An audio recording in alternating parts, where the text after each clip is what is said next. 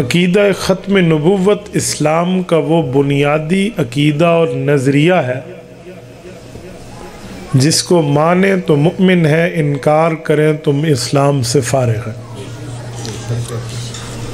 اور عقیدہ ختم نبوت اسلام میں ویسے بنیادی حیثیت رکھتا ہے جیسے عقیدہ توحید ہے۔ کوئی بندہ اللہ کو خالق مانے، مالک مانے، رازق مانے، قہار مانے، جبار مانے، قدوس مانے، سلام مانے، رب ذوالجلال والاکرام مانے، لیکن وحدہ لا شریک نہ مانے تو اس نے کچھ نہیں مانا۔ اصل وحدہ لا شریک ہونا ہے، پھر اس کے بعد باقی معاملات ہیں۔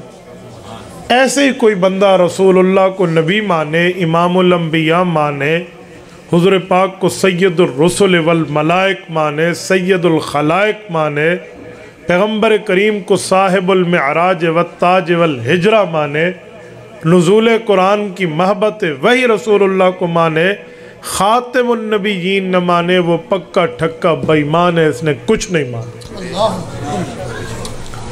ختم نبوت رسول اللہ صلی اللہ علیہ وسلم کا وہ اعزاز ہے، اعجاز ہے، وہ مرتبہ ہے جس مرتبے پر سارے مرتبے اس کے بعد میں ہیں۔ کیوں؟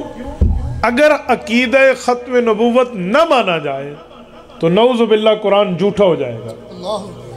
قرآن ختم نبوت پر بار بار بتاتا ہے۔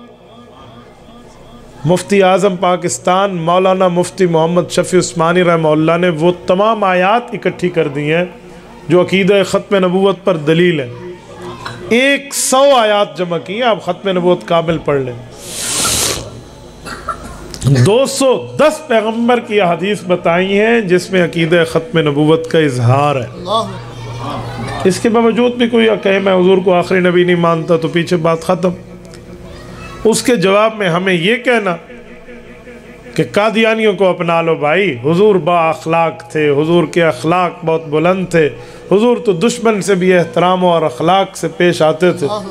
تو میں آپ کو ایک حدیث پاک سناتا ہوں کہ اخلاق کا تعلق کس سے ہے، معاملہ اخلاق کا کیا ہے۔ ایک بندہ آپ کی ماں کو گالی دے، آپ کے باپ کو گالی دے، آپ کو حلالی کے بجائے حرامی کہے، آپ کا جنہیں اخلاق ہے۔ اخلاق چلتے کہاں ہیں بھائی؟ اخلاق کا تعلق عقائد سے نہیں ہے، معاملات سے۔